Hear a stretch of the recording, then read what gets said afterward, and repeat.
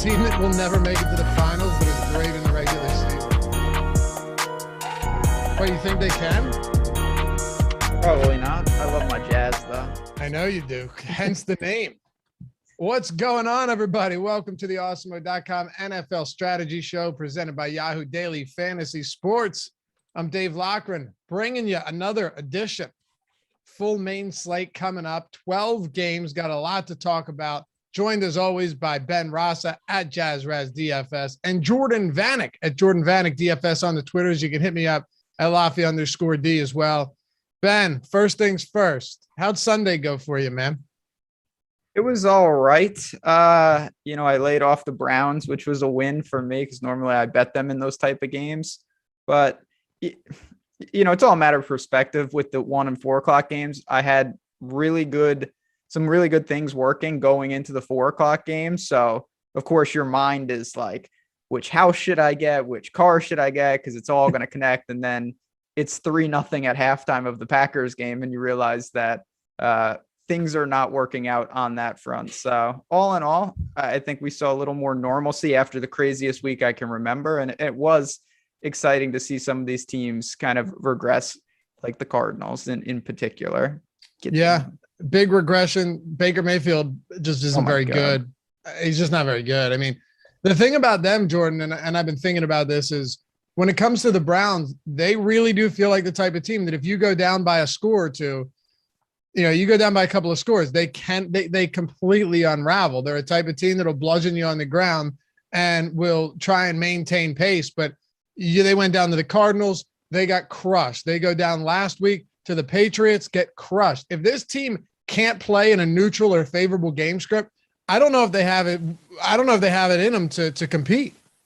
Yeah, no, the Browns, I mean, they're built to get a lead, pound the rock, and then let Myles Garrett and Jadeveon Clowney just get to the passer. But if Jadeveon Clowney has to try to stop the run, he's just not that type of defensive end. You saw Ramondre Stevenson just bully them. You saw even the Cardinals running backs bully them. Like, this is a team that they're not built with the firepower. It's a different version of like what we thought about the Ravens in years past, where they weren't playing with a lead. Lamar Jackson wasn't going to be able to bring them back. Baker Mayfield has injuries in the passing offense. Like, it's just not that type of team, and it's shown. And hopefully great game script this week should work in their favor against the Lions. So yeah, it absolutely should. It's just, who do we go to is the question.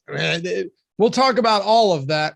But Ben, I did want to ask you first, are the Kansas City Chiefs, who faced the Dallas Cowboys in the highest total game of the slate, are they back? Was this an anomaly? Like, I want to err on the side of they are back, because we know a lot more of the team that we saw on Sunday, or was it on Sunday, than we do of the team that we saw over the past, handful of weeks.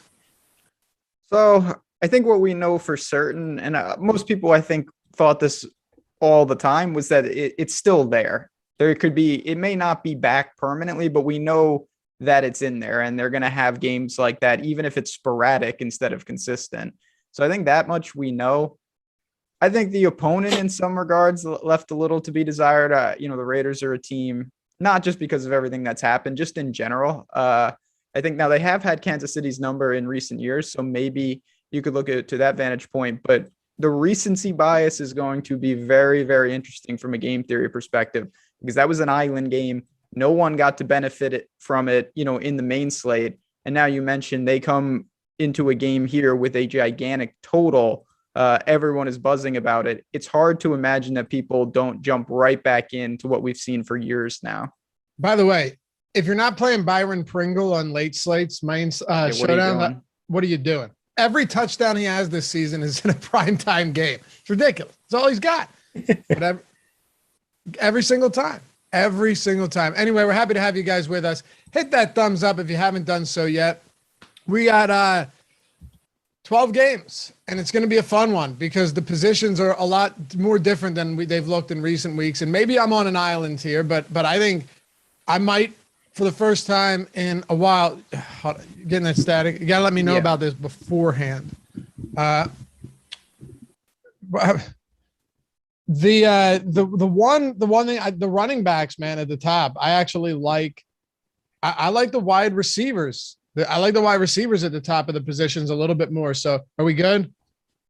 Good, cool. Yeah, we're good.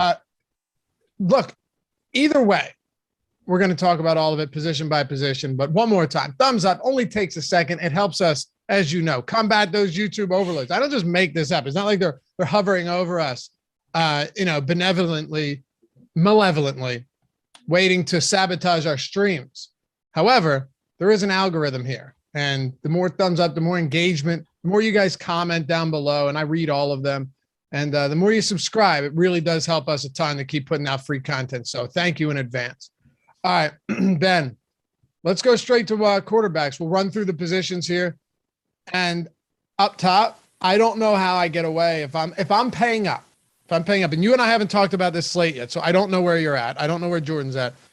If I'm paying up, you've got Lamar, you've got Murray come back against Seattle, you have Mahomes against Kansas City or Dallas. If I'm paying up above 7K, for me, it's Josh Allen at the top. I love him against Indy. And then Mahomes and Dak Prescott. Like, to me, those are the three clear options. What about you? So, yeah, I mean, you've got two of them. That game is almost a separate situation. You're obviously going to be able to stack either side of it. People are going to do that with both quarterbacks. You can go a Cowboy stack. You can go a Chiefs stack. I totally get that. Lamar to me is, I don't want to say he's the wild card because it's Lamar Jackson, but, even just hearing your initial thoughts, you mentioned Josh Allen at home, good spot, high team total. I totally get it. Everyone's drawn to that game. Lamar's got the Bears, but again, this is a guy that he's just so different because of his rushing ability. And we didn't see it in the Thursday game, but now he's got the long week. It's the mini bye. So maybe we see him return at flat 8. I'm always going to kind of lean there just because I love that. Just harder to build with him because the stack is not as obvious. So you've got kind of the best of both worlds. You've got the game stack. You've got Josh Allen, who's just, him and Diggs finally broke through. But then you've also got Lamar. And to me, I have a lot of interest in Lamar, even if I'm running him alone. And then Jordan, I want to get your take on this as well. But Ben, are you saying that there could be a good possibility this week that ownership is just consumed by Mahomes and Allen and Dak, and you've got a premier rushing quarterback in Lamar Jackson just sitting there at like 4%? It seems that way to me initially, just because, again, out of sight, out of mind. Last time we saw him was on Thursday. They were terrible. Josh Allen just destroyed a slate. Kansas City just destroyed a slate, even though it was a showdown. Dak and the Cowboys just hung, 43 on Atlanta.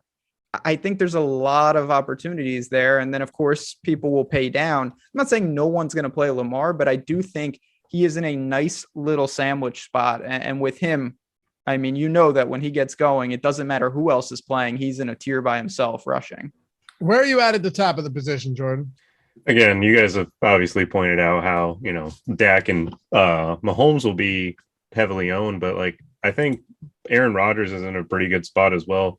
That game, Packers defense has been really good, but they're playing an offense that's more complete than the teams they've played in recent weeks because of injuries and little things like that. That game could be kind of a high scoring affair, and he's a little bit cheaper than Mahomes and Dak. So it's a leverage spot with him. My concern with Lamar is the Dolphins just showed the game plan of how to kind of limit his rushing upside by zero blitzing. I'm really interested to see how Greg Roman and company try to fix that this week, because the Dolphins blitzed their safeties 36 times or something crazy like that, and they just set the edge. And the Bears, with Eddie Jackson, a few of their guys, they have the ability to control the outside. So I'm really interested to see how they adapt in this game plan. Yeah, I'm having a tough time getting away from guys like Allen just because with Stefan Diggs, it was only a matter of time before we began seeing one of these monster games, and we saw that against the Jets. Granted, that Jets secondary is terrible, truly terrible, but the Allen Diggs stack feels really solid. Mahomes and whoever you want, Prescott, and we'll talk about Gallup still had 5 targets in his return last week. Amari Cooper's cheap. There are a lot of ways to go about that, and of course you have Rodgers and Devontae Adams. In the mid-range, I don't see a lot here, Jordan. I think I could probably make an argument for Jalen Hurts just in the sense that New Orleans has a great run defense, but it does scare me a little bit. Joe Burrow's facing the Raiders, and I feel like that could end up being a shootout. But how much faith do we have in Russell Wilson after seeing just wild inaccuracy throughout the game, and the rest of these guys in the 6K range? Yeah, Russ in his career hasn't really been good in under sub 40-degree weather. So coming off of the thumb injury, it wasn't that shocking to me that he was as bad as he was.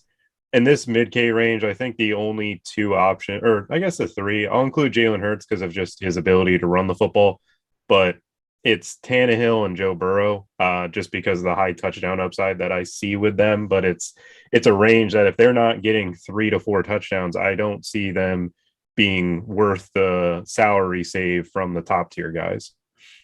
Ben, anything in the mid range? So, yeah, I mean, listen, Jalen Hurts is another guy that if he gets going on the ground, it's just a little different. The Eagles have just been tough to gauge at times because when they're playing better, it's actually bad for Jalen Hurts, and they are at home here against the Saints team that clearly isn't that good at this point. You mentioned Burrow. On the other side of, similar, I think, to the Kansas City and Dallas, you do have Cincinnati and Las Vegas. I think that's a game that people will look to if you want the price reduced version. You've got Derek Carr there, sub 6. He could be dropping back a lot. I know he's missing some weapons, but that makes it easier to stack. We kind of know what's going to happen on the outside in terms of target share. So I think it's just game stacks. And then you got to start factoring, as we get onto the season, I think now more and more, if you're in a dome or you're in some really good weather, you are getting a boost. Some of these guys are playing. We've seen it more recently, in Pittsburgh, Green Bay, to a lesser extent.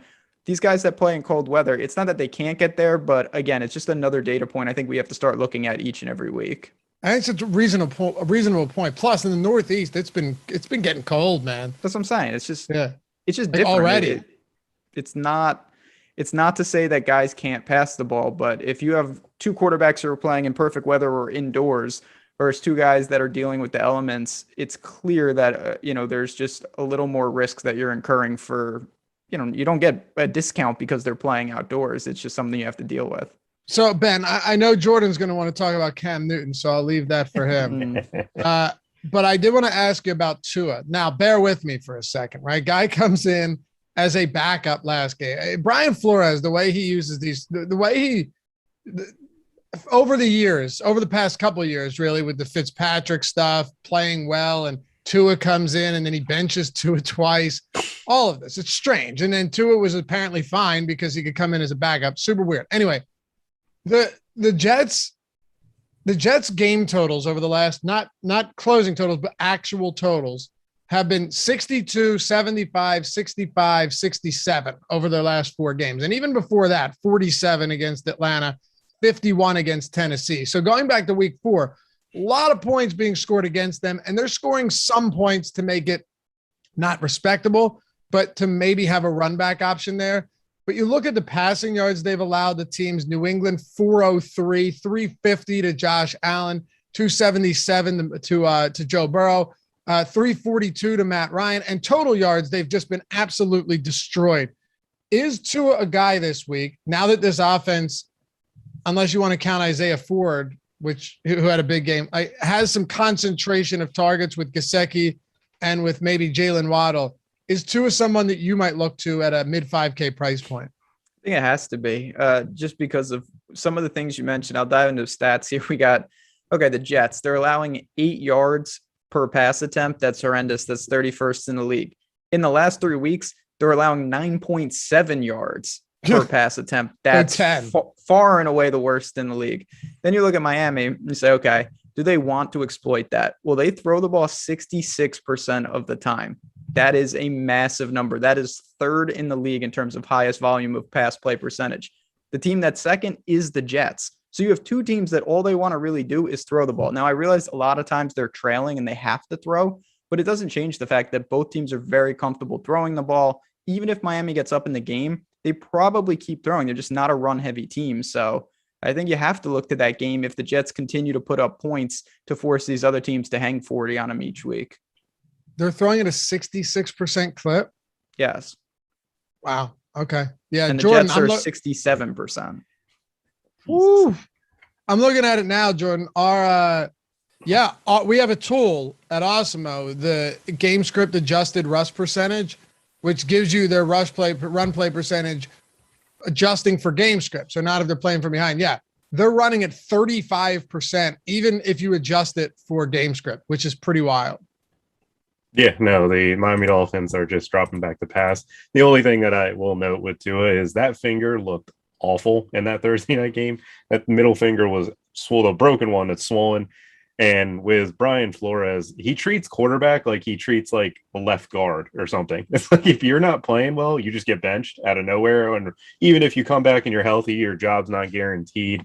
It's that he's running this team really poorly right now. But Tua at 5,500 is, of course, a good option. And as you mentioned, yeah, Cam Newton's the only other option that I'm looking at down here. And I'm not sure if I'm really going to get to him because 5,100 is really cheap.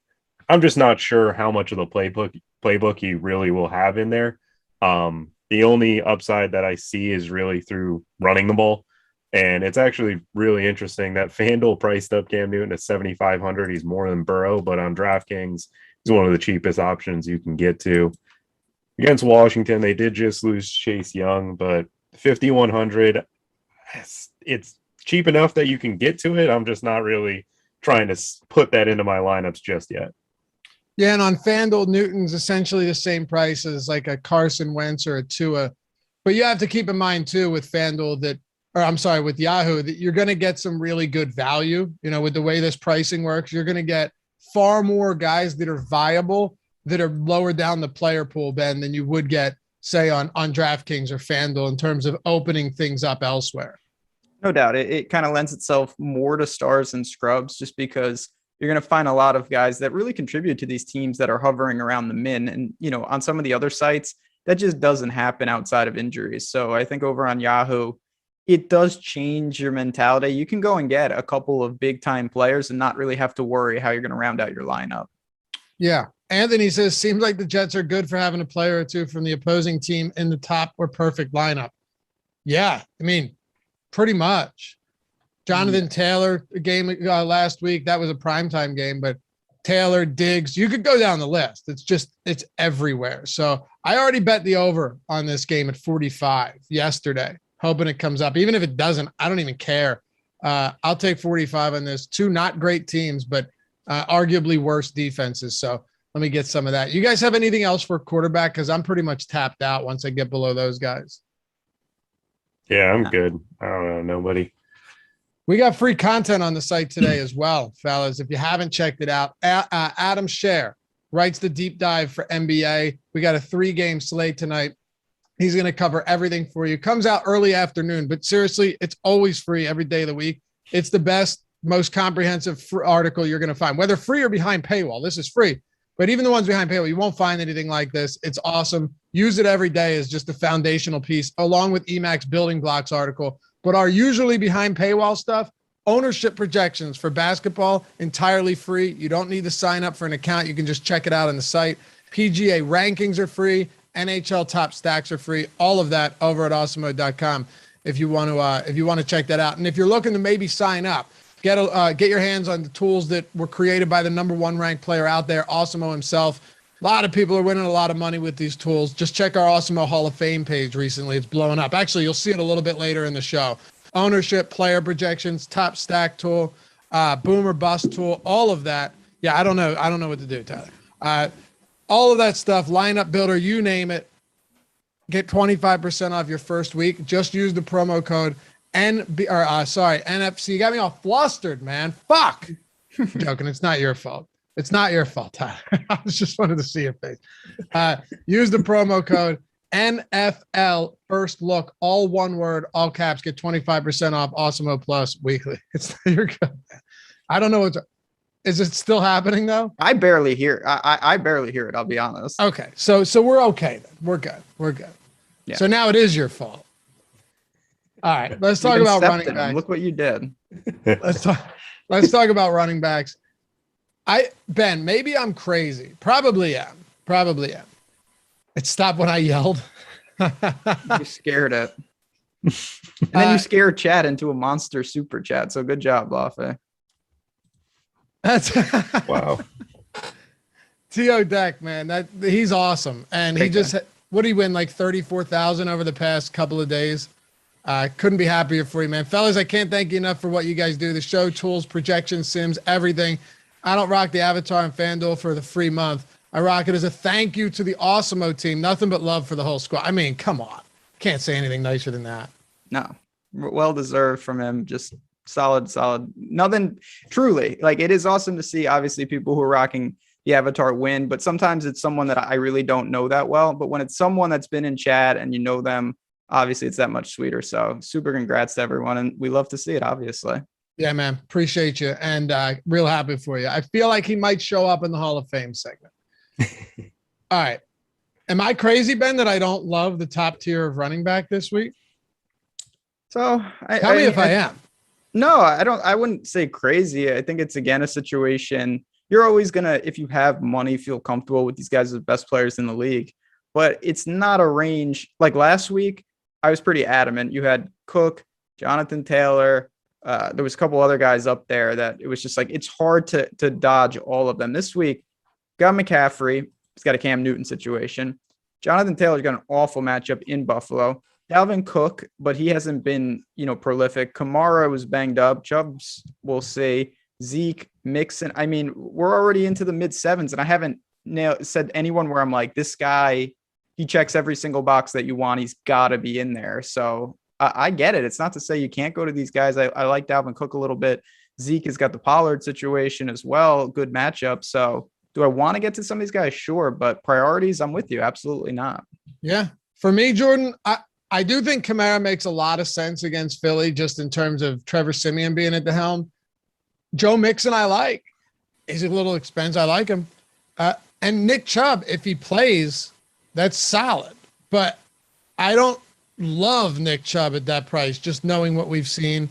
Are you going to McCaffrey here at 8,900?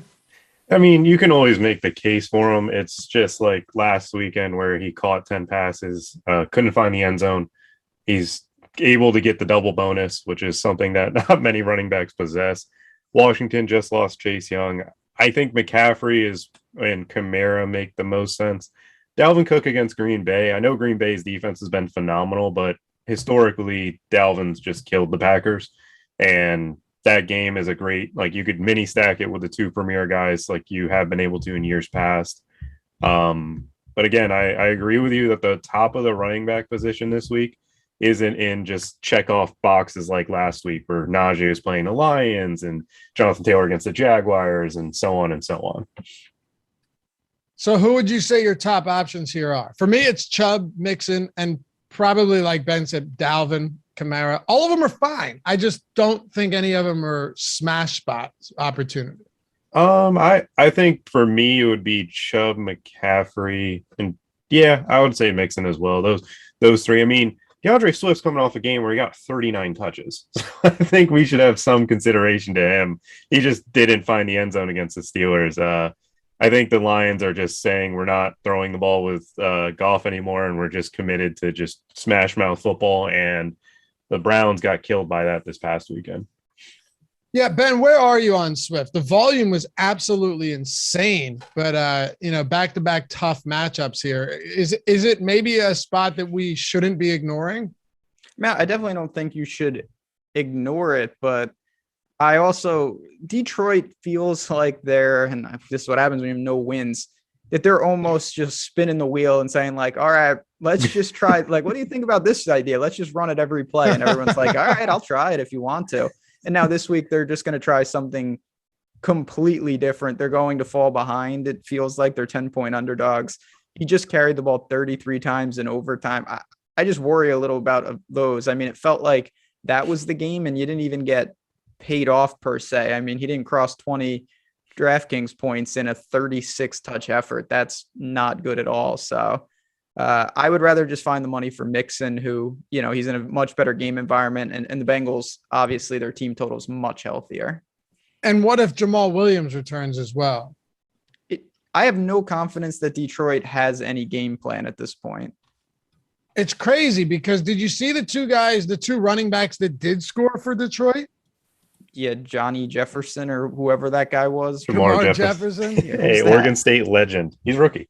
Try and pronounce the next guy's name. No, I can't do that. Don't ask me to do that. His first name's Godwin. That's easy enough. Igwebuike? Igwebuike? You could. I don't know if to tell you if you're correct or not. Your guess is as good as mine, Matt. But those are the guys that got into the end zone. So great stuff. I don't know. The mid-range, though, Jordan, like I like a lot here. I'll tell you what, man. People come in sleeping on James Conner because of how bad last week was. Even though they got crushed, he still played 85% of snaps in this game, right? A.J. Dillon coming into a spot against Minnesota, 6,200. I think that's more than reasonable. We can talk about sub 6K Gibson coming off a bye week. He's fully healthy now, was inefficient last game, but had 24 carries, 2 scores. Michael Carter against Miami.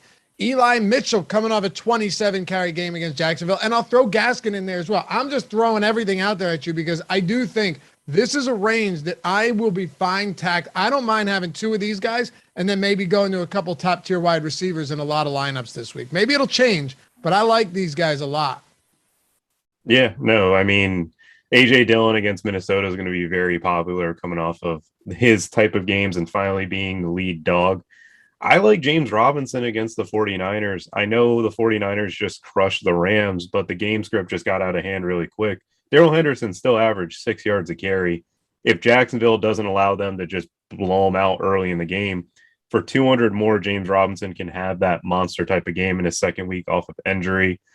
You pointed out James Conner. If with Kyler Murray coming back, that only helps him because Kyler coming off a sprained ankle, I don't think he's going to run much.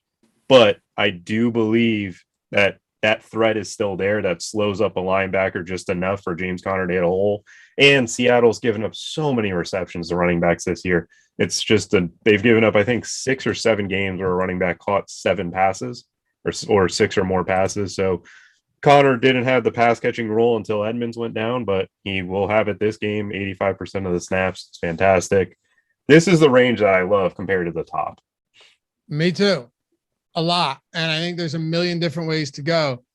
Ben, agree, disagree? Any guys we haven't hit on that you really want to get to? Yeah, no, I agree with you guys in the sense that I just think the drop off isn't that big from the top tier to these guys, but you're saving in some situations a couple thousand, $2,500. That's massive. When you talk about an upgrade from QB, that's the top to Tua. And when you're talking about receiver, that's the top to the mid-range. Big difference. So I'm with you guys. You mentioned Conner. Michael Carter is a guy that in any game script, it feels like he's going to have 20 combined touches. And you can look there and there's just, we get into the situation now. I think we've got a lot of guys that are in either timeshares or just undefined roles, but there are a couple guys within there that are still doing some things that I like. And I do think you can get away with having a couple mid-range backs. Plus, we say this every week and it becomes more true. I have a feeling, Dearness Johnson, Mark Ingram, Stevenson, they were really not on our radar last Tuesday. There's going to be some guys that open up here at running back and provide even more value as we get closer. Absolutely.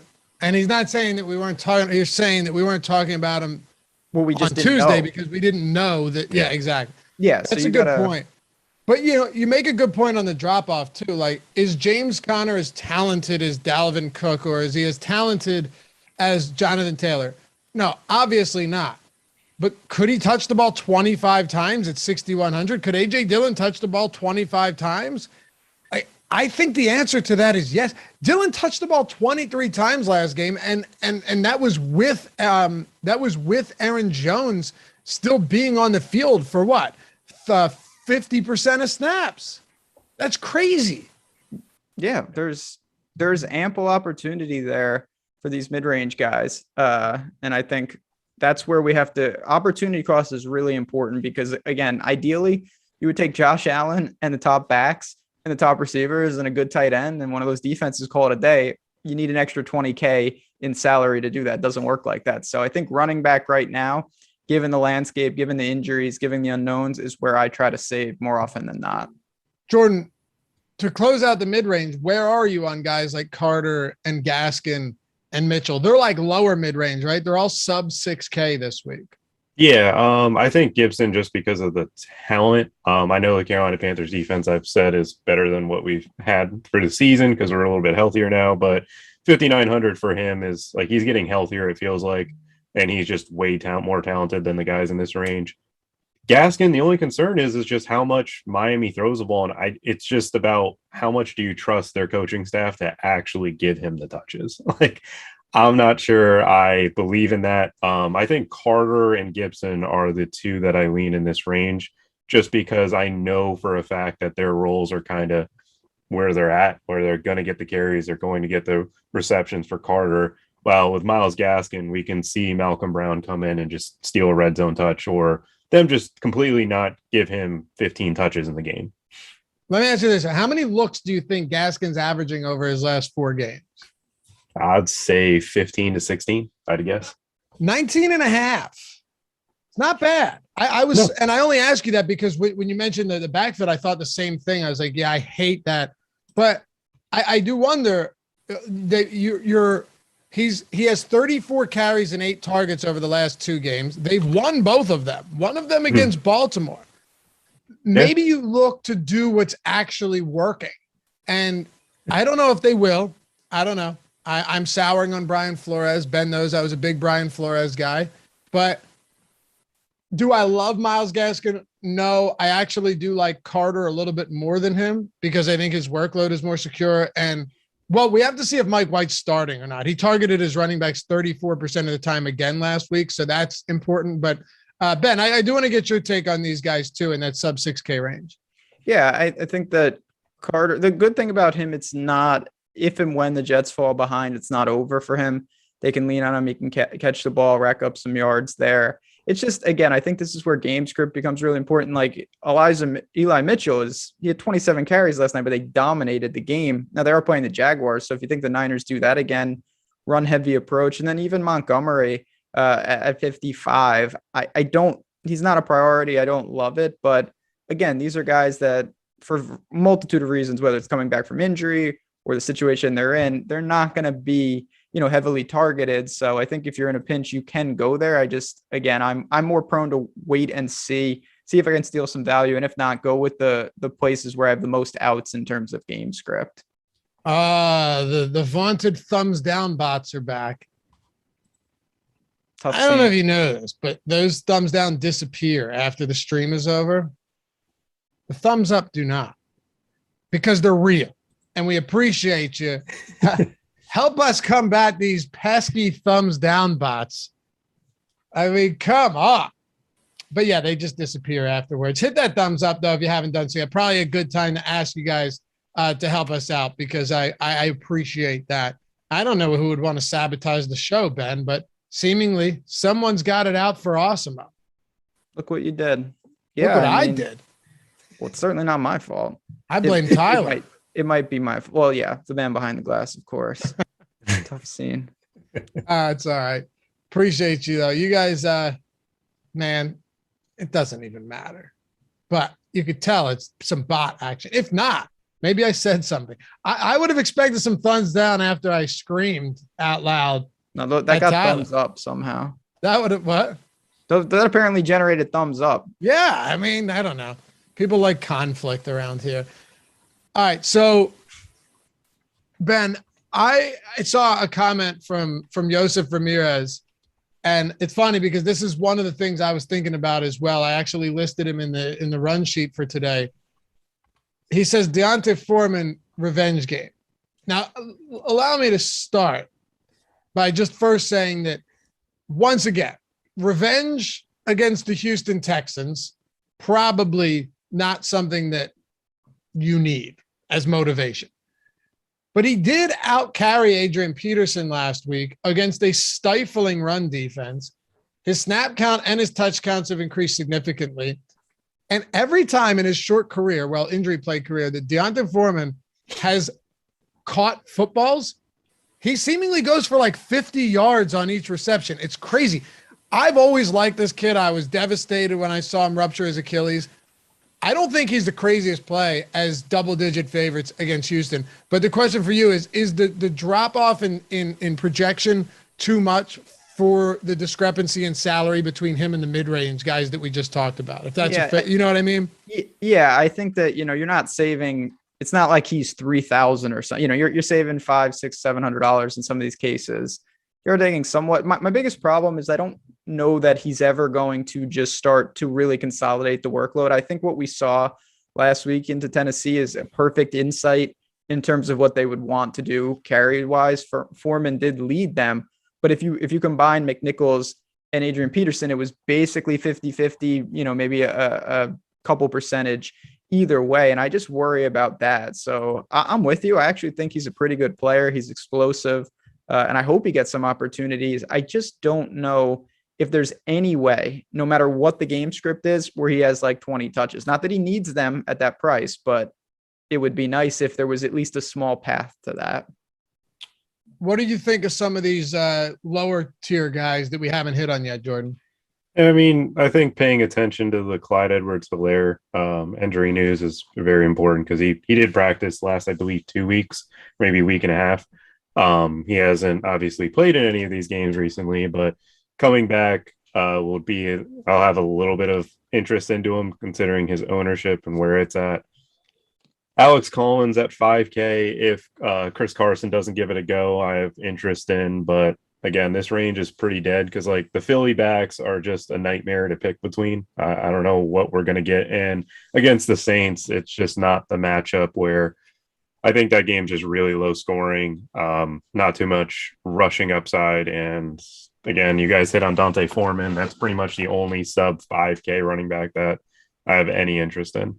Agree. I'm with you. Yeah. And Gage, you kind of just hit on it, Jordan, but Gage asked, what's your thoughts on Eagles backs such as Howard, cheap, and could sneak in one or two in? I'll say this much. I think the Eagles offensive line from a run back blocking standpoint is going to cause some trouble for New Orleans, but I think it's going to be more of like a in the trenches neutral type battle where they can still move the ball, but there aren't going to be any great games from Boston Scott or Jordan Howard. I don't know when Miles Sanders is coming back. So yeah, right now I'm definitely pivoting off of those type of players. Fun fact from Benny, Jordan and Laffy are both 6'7". Now, how tall are you, Jordan? I'm 5'10", buddy. 5'10". Okay. How tall are you, Tyler? You're 5'1". You're 6'1". Okay. Ben feels like he's 7 foot. Okay. You can see it. Ben, what are you? 5'8"? 5'9"? Yeah, yeah, I don't know about 5'9". I don't know about that. You're 5'7". Yeah, if someone asked me, I'd say like 5'8". What I probably am is probably 5'7". Yeah, we all 5'5". Dave, where you at? 5'3". You know? All right. Hey, how tall are you? Yeah, I've met you multiple times, but what are you, like 6 feet? 6'2", 6'1.5". Yeah. Well, so he's 5'11". Yeah. Then in that case, I'm 5'9". Let's get real. I'm telling you, I absolutely am, dude. At least 6'1". Yeah, Tyler, I skipped Yahoo, so thanks a lot for reminding me. I'm sorry. Yahoo Daily Fantasy Sports, baby. I don't know if you checked them out yet, but before you do, and if you plan on it, and if you like free stuff, because, well, most people do, this is one of those spots where, you don't need to go to the polls, to the voting booth to get it. You just got a free stuff, Ben. I'm talking about free stuff. Yeah, people like free stuff. All you got to do is use the link in the description or the one that Tyler Zander is about to throw in the chat. Sign up for Yahoo if you haven't done so yet. And by the way, whenever we tell people to like sign up for site, you're signing up for a good DFS site that has some huge contests, $1 Million Baller, some great primetime stuff, awesome NBA contests, like CSV uploads.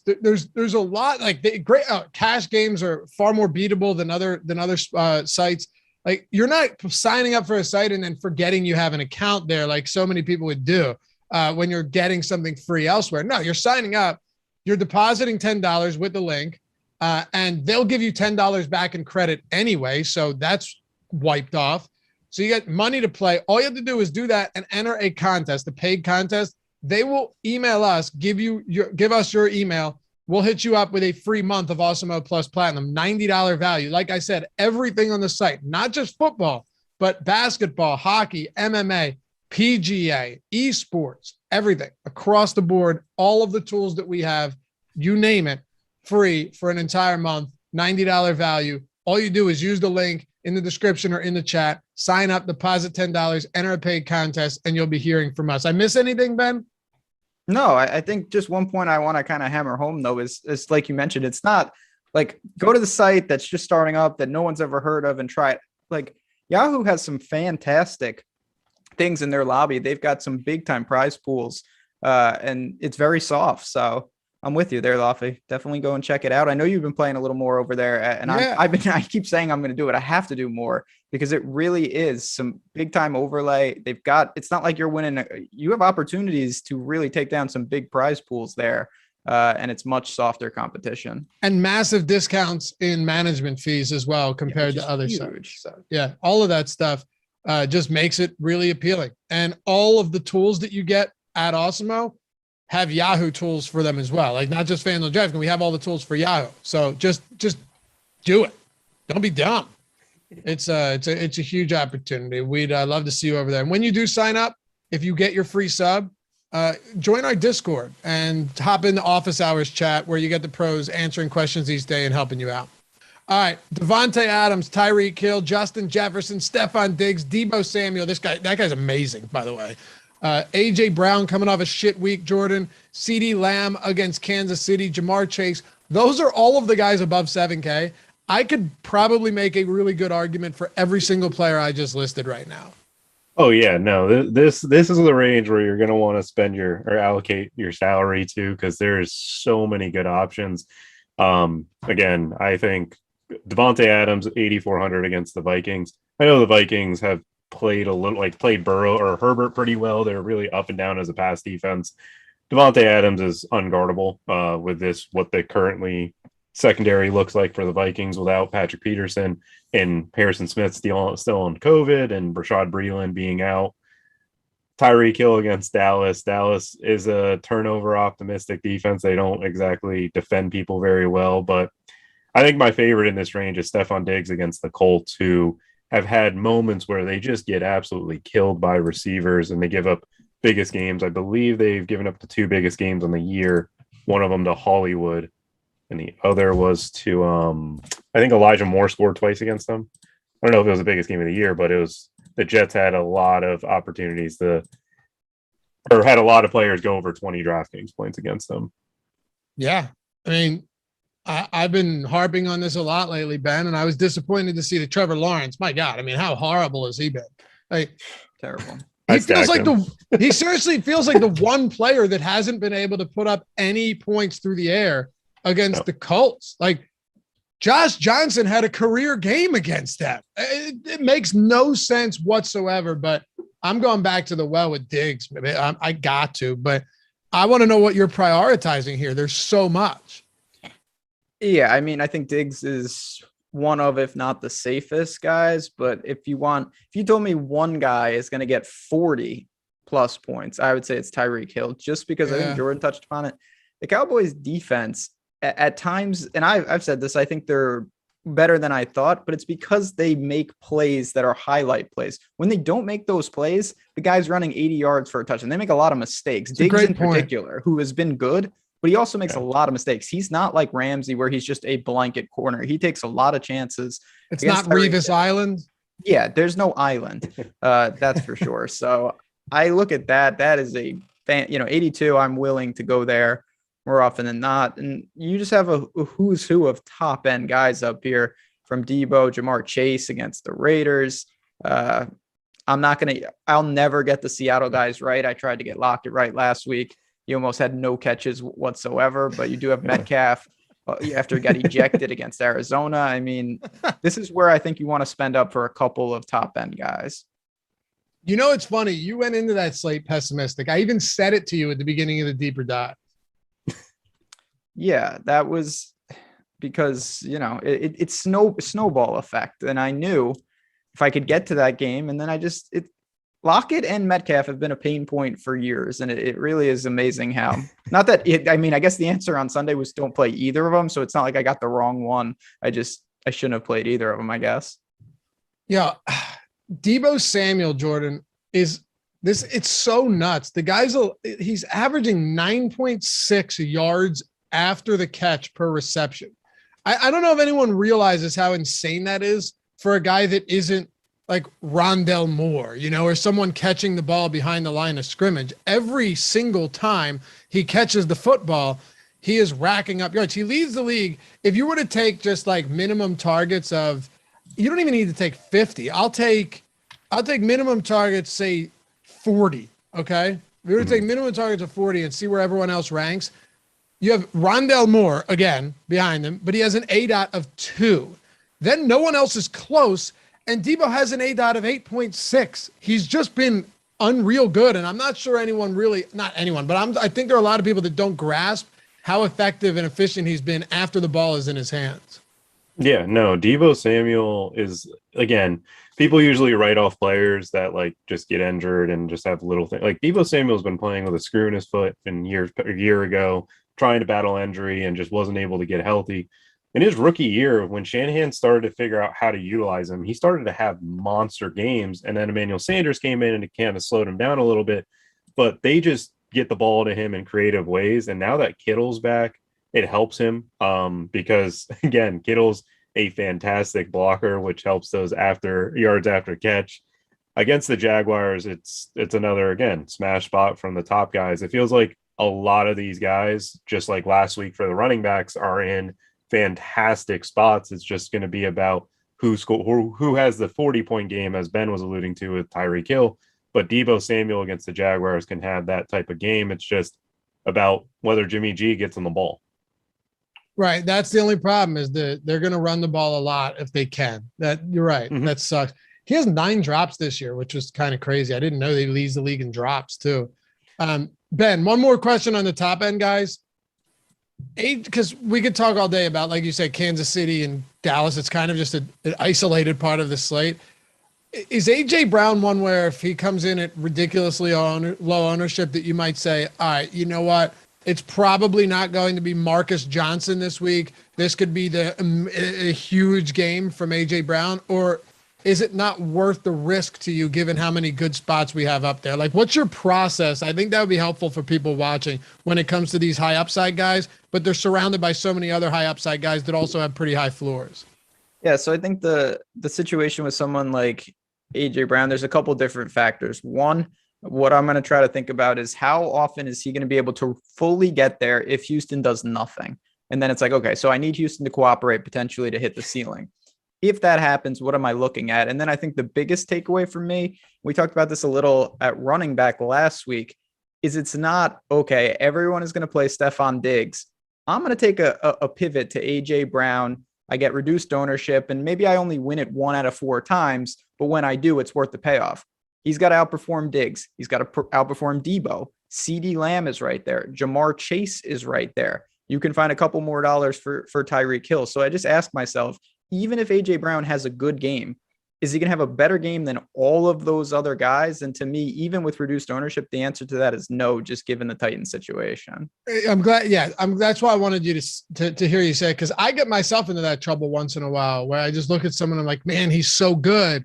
But then you realize so is everyone around him. So it's just hard to beat 4 or 5 or 6 other guys right around them. And not all of them can be popular. I mean, they may all be more popular than A.J. Brown, but not every one of them is going to be quote unquote chalk. So for me, I'll find the middle guys and probably target them. I think it's going to be pretty flat because of how many good ones there are. I mean, then you go best available. Yeah, right. Yeah. Mid-range too, Jordan. I think there's some pretty solid options in the mid-range. Oh, yeah. No, they're, again, with some of these guys like DK and Lockett, again, had a bad week last weekend, but coming in at home with another week of rust, hopefully his thumb gets better. And DeAndre Hopkins at 6,500. I know he's been missing time because he's injured, but seeing that price tag for him is just absurd to me. Seattle's not a very good pass defense, and they're like this past week, and they gave up, I believe, 11 or 9 receptions to Devontae Adams, who just didn't find the end zone because it was very low scoring. Rodgers made some mistakes in the red zone. If Kyler and D-Hop start becoming a full participant in practice, like that type of stack is a great one for me, especially with the price tag of DeAndre Hopkins. Yeah, I get it. I don't know if he plays. I have no idea what his status is right now, but that's an interesting spot. Ben, you also have Amari, who really only has 2 big games on the year, and one of them was with Cooper Rush. You have this one you may not like, and understandably so, but I want to throw it out there anyway. Brandon Cooks against Tennessee, only because Tyrod Taylor came back and he was awful, but he's still better than Davis Mills. He targeted Brandon Cooks 14 times last game, almost a 35% target share. Volume means a lot, and they're probably playing from behind. So I think there are those guys. You mentioned Lockett. He's another one. Waddle at 56. Higgins in a potential shootout. Corey Davis at 5K. So I'm not afraid to get into this zone either. No, I think for me, there's 2 different, you've got maybe boom bust guys. Lockett comes to mind there. I think Amari Cooper, you just mentioned, super explosive, could have a, 150 yards and a couple touchdowns.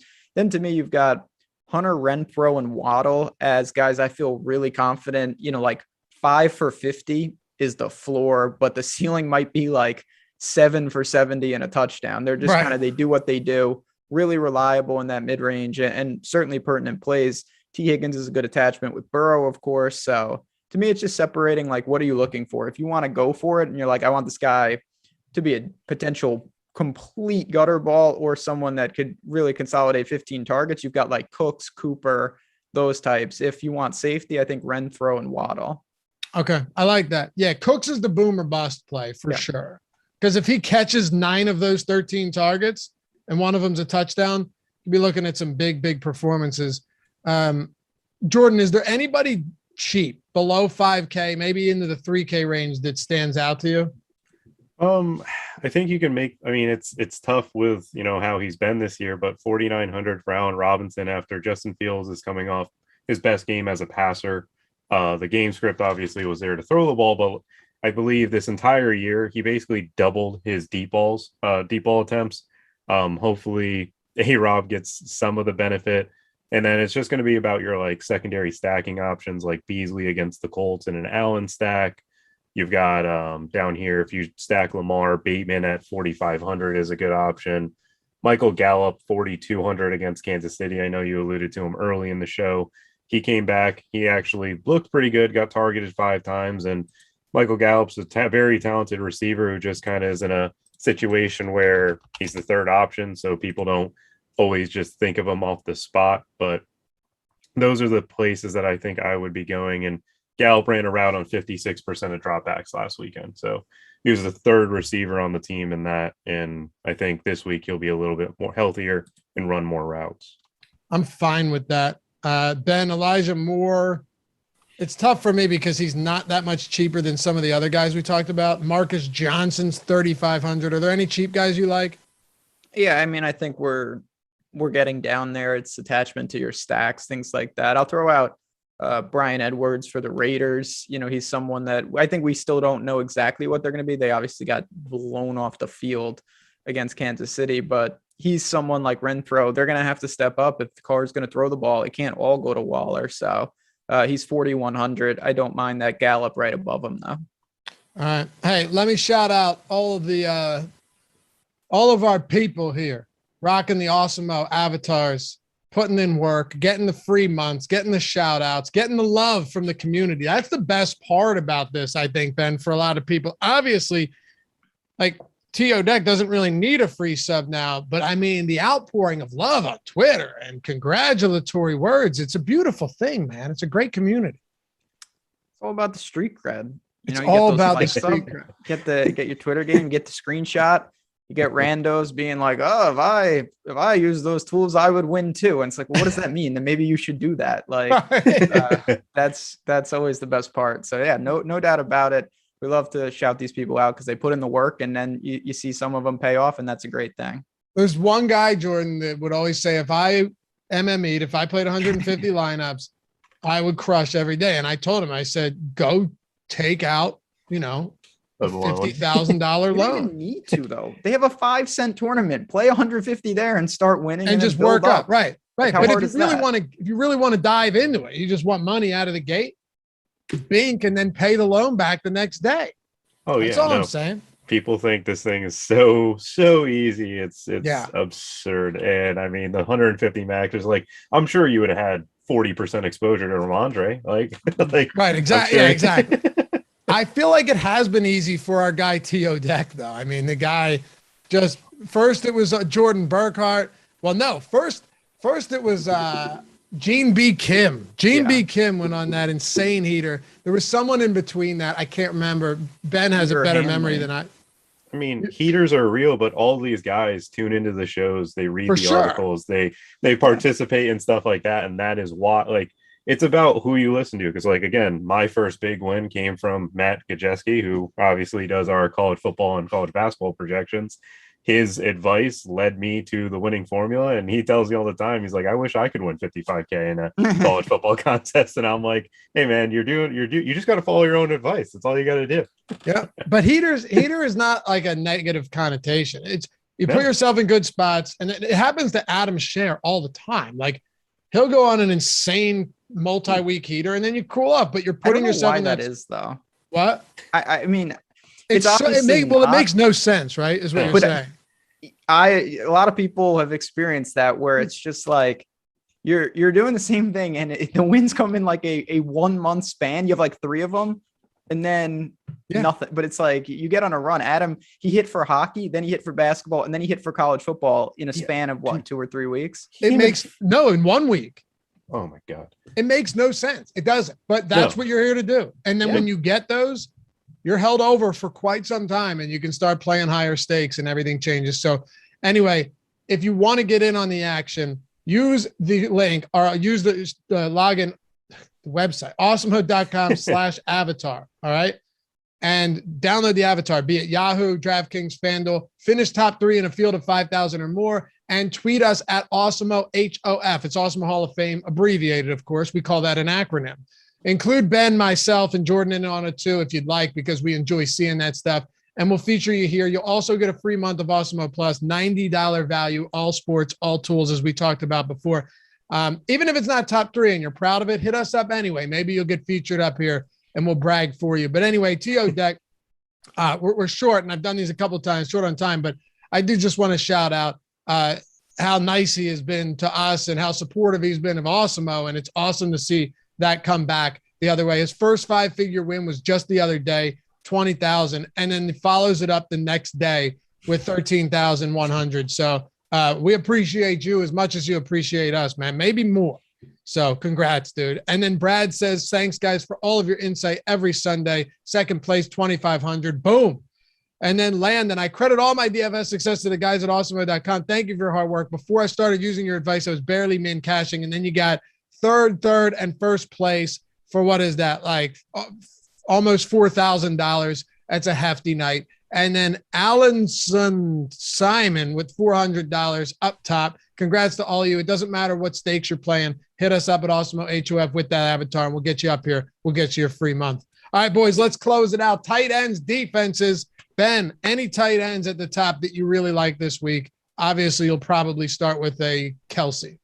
Yeah, I'll keep this very brief. I mean, if you've got the money and you can get Kelsey, sure. Kittle looks fantastic as well.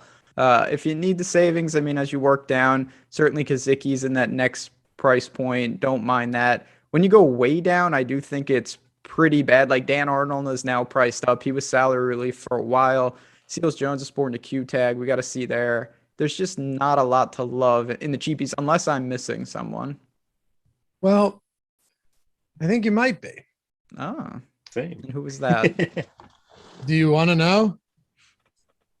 I mean, do you want to know? Is Evan Ingram on the slate? Where is he? Goes by the name of old Jack Stahl. I'm kidding. Don't play Jack Stahl. But Dallas Goedert's probably going to be out this week. I don't know how that wasn't a penalty, by the way. I mean, straight helmet to helmet. You're seeing stars. It's like, we're short on time, but the NFL has no rules anymore. There are no rules in the NFL. Right. I'm not even necessarily saying it should have been because he kind of been out, but it is like all the time. I don't know. I think Adam Troutman, Philly's really bad against tight ends. And they're going to, I think, need to throw because Philly's run defense continues to improve. And Jeff Swain, 2,800 against Houston. It's not the craziest idea. Dalton Schultz at 46 against Kansas City. There's a few options here, Jordan. Yeah, no, I mean, Cole Kmet against the Ravens. The Ravens have given up some big weeks to tight ends.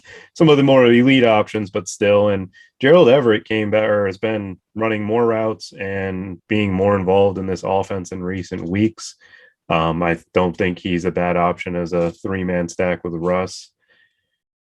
But other than that, there's really not much that opens up right now. I mean, it's an ugly position. You're just trying to get lucky and get that touchdown. I'll also note CJ Uzuma against the Raiders. The Raiders secondary looked awful on Monday night. I get they were playing the Chiefs, but the Bengals have a bunch of options in their passing game as well. I sniped last week when it came to defense. Oh, and Mike Gesicki, I think, is 100% fine again. I will say Schultz one more time because anyone on that Dallas team can score.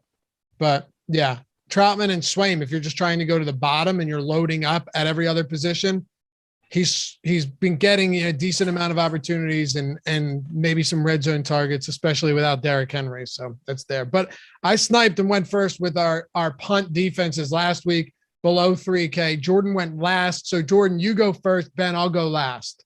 I'll go with I'll homer out and I'll go with the Panthers against Washington for 2,700. I think that we are a very obviously talented defense, but with Cam Newton and McCaffrey, I think it's just going to be a run first. Let's not give the ball in good positions. Let's own Thomas possession and get some sacks on Heineke, make him beat us through the air. How about you, Ben? So I'll go with, I was going to say the Jets. I'm not going to say that, but I kind of wanted to. I'll go with the Raiders, even though I think that's a really good game to stack. I also think there's a lot of situations where Burrow, when we've seen him go off the rails, it's really, really bad. And I think that's probably doubtful. But again, when you're talking about defense, not really worried about that. You just want opportunities. I think Cincinnati could throw the ball upwards of 40 times. Obviously, in lineups where you're not stacking Burrow, I don't mind rolling the dice and trying to fully leverage that stack against him with the Raiders defense. All right. I can dig it. I'm going to go with the Eagles. And yeah, I don't want to, not even a homer thing outside of the fact that Trevor Siemian, man, like, and I don't know if Kamara will be back. Maybe he will be. I don't really believe in this offense right now. The Eagles defense has looked a little bit better. They can get beat up a bit, but they're at home. They're slight favorites in a low total game. What's the total? 42 points on this or something? So, yeah, I think the Eagles at 2,700 are actually a pretty solid defense. Wouldn't be surprised if they're relatively popular. So, and maybe Darius Slay can scoop and score from 80 yards. Did you see Teddy just decide to make a business decision? He's smart. Oh, I saw that. Yeah. Well, is he that smart? It's not like Slay's big. I don't know. Well, they don't have the luxury of business. They're going to have a lot of business decision time when they're out of the playoffs because they don't they're not a great team. Denver needs these games.